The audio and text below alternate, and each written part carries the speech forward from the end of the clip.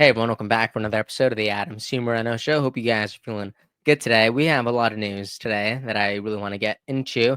Guys, we have something from Secretary Brooke Rollins, some major news in the Maha sphere. Don't know if I've ever heard anybody else say that before, but I kind of like it. And we also have some huge news from the NIH, which everyone is going to be celebrating. I could guarantee you that. We also have takes from Nicole Shanahan as well as RFK Jr. and some more news coming to us from President Trump regarding Elon Musk. So let's go ahead and jump right in without taking any more time. Also, guys, if you like having conversations like this, if you think they matter, please consider liking and subscribing. It really, really does mean the world. Okay, let's jump right in. We spend more on healthcare in this country than any other country in the world per capita, and yet we have the worst health of any country in the world. We have the highest chronic disease burden on earth. Chronic disease is the destination of most federal expenditures in terms of healthcare. The etiology ultimately of all that disease is corruption. And it's the capture of these agencies by the industries they're supposed to regulate. Those industries, the pharmaceutical industry and the medical cartel, have transformed NIH, CDC, FDA, and ultimately CMS, which administers Medicaid and Medicare, into essentially sock puppets for the industry and profit centers. And they've commoditized the American public and turned us all into patients. We spend more. Wow. See, the reason I think clips like this are so important is I was scrolling on Instagram the other day and I saw one of my friends, he was showing something that he's working on, and he said that you cannot lead what you cannot see. And I just think that's so important. That's why I love these conversations with RFK Jr. Him really identifying these problems, talking about him, not just with the person who he's in front of, but really to every single American who's going to be watching this, because all this information needs to be transferred to all of us because it just matters. Like if we don't know, how else are we going to find out if not people like RFK Jr. telling us? So I think this is huge. He shared this on his Kennedy account, and this is the caption: "The United States spends more on healthcare per capita than any nation on earth. Yet we are the sickest. Chronic disease is exploding, not because we lack money, but because federal agencies have been captured by the industries they're supposed to regulate. It's time to end the corruption and make America healthy." And you know what else I'm thinking about as I read this? It's Elon Musk. He's obviously kind of departing from the Trump administration because his 130 days as a special government employee, it's going to be up, right? So now he is transitioning out, and apparently tomorrow is his last day. And President Trump just sent out this truth post saying, "I'm having a press conference tomorrow at 1:30 p.m. with Elon Musk at the Oval Office. So this will be his last day," but not really, because he will always be with us, helping all the way. Elon is terrific. See you tomorrow at the White House. And again, like, I think what's important is, even though Elon Musk is kind of transitioning out, like Doge is going to remain, and I don't know if it's going to remain at the same caliber. I can't predict the future. I don't know.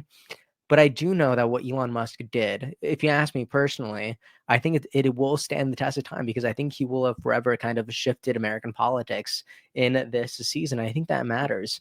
So in the same way, I do think RFK Jr. is very similarly shifting HHS. He is shifting these conversations from the CDC to the NIH. I think what he's doing is going to matter years and years from now. So I love it. Also, check this out. Saw this from Secretary Rollins. She says, "The winning continues for a healthier America. In a historic first ever move, I've approved Nebraska, Indiana, and Iowa's SNAP restrictions on unhealthy soda and energy drinks.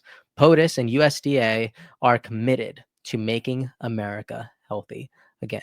Are you kidding me? And I know so many people think this is like a really controversial topic. A lot of people are like, you know what? Like let people drink soda. Some people can't get sugar any other way. Like, let them have soda.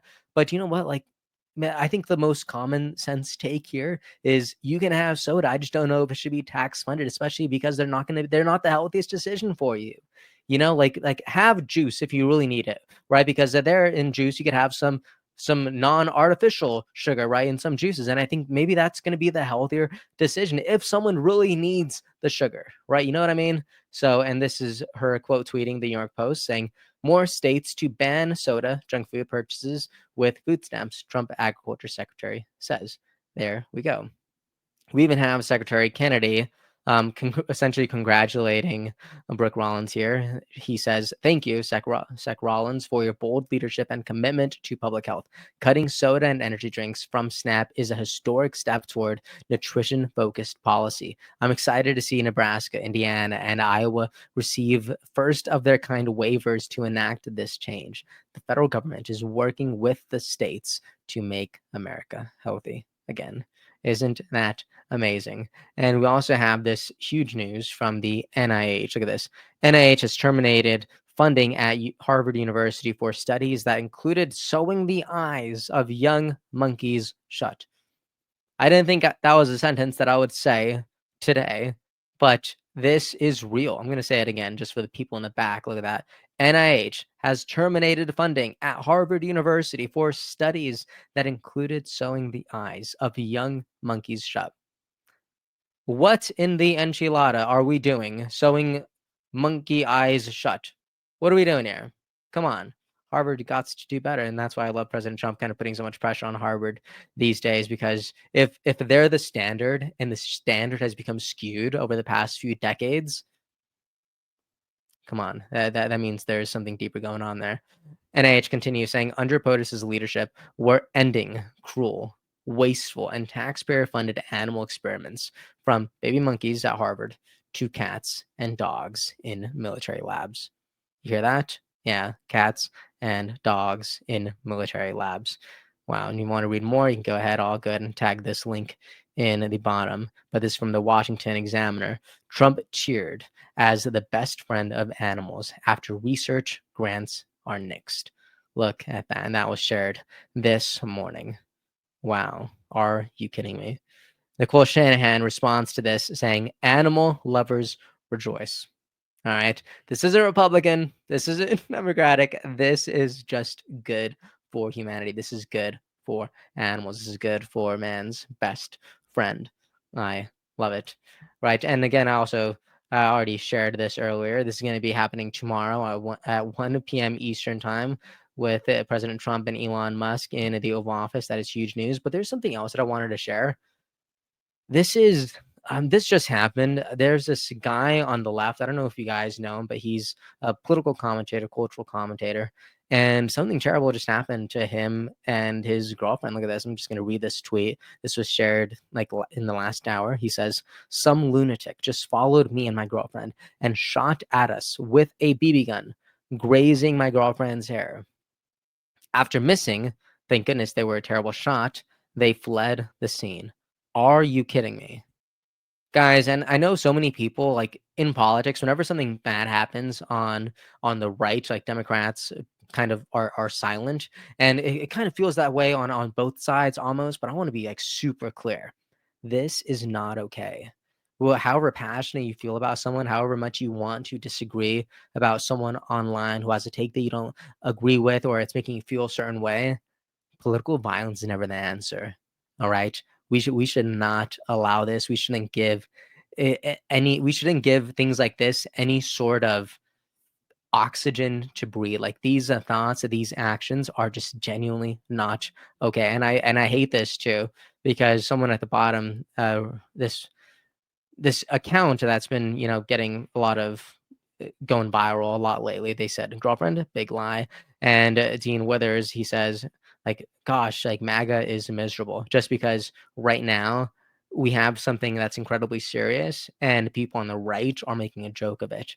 And I just genuinely think that's not okay. And I'm going to say the same thing whenever something on the right happens, just because I don't think this is okay. We should never resort to violence. This sucks.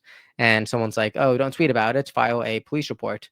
And he said, police report was filed 20 minutes before I sent out this tweet. Say what you want about Dean Withers. I just don't think he's a dumb guy, right? I think he's pretty smart. And I've seen him engage in a lot of debates. And if you guys have never checked him out, I think it's genuinely worth it. Some people are just not going to be aligned with his values, like I said, he is a liberal, and it's really fine. You don't need to watch everyone. But whether you agree with someone or not, I think we could all agree that this stuff shouldn't be happening, regardless of whatever stance you are, wherever you are on the political spectrum. This is not okay. So hoping Bean's okay, hoping his girlfriend is okay, and I'm hoping this just never happens again, because stuff like this sucks. And obviously this could be way worse, but still. All right. Anyways, that is the news I wanted to share with you guys. That is what I saw online, from making America healthy again to trying to make America safe again. I think these conversations are important. Anyways, let me know what you think about all this in the comment section, and I will see you all next time. Please consider liking and subscribing. It really, really does mean the world to me. All right. Thank you so much. I'll see you next time. Episode's over already? Jeez, that was fast. Well, they say beautiful things do not last forever, but feel free to watch and listen to another one of these episodes if you're interested in those conversations as well. Also, this next part is huge. Make sure to obliterate that like and subscribe button and turn on the notification bell so you never skip a beat. I also have a newsletter where we dive into the news, politics, and ideas that shape our future. If you're interested in signing up, I'd really appreciate that. Anyways, that's the end of this episode. Thank you so much for watching and listening, and I'll see you next time.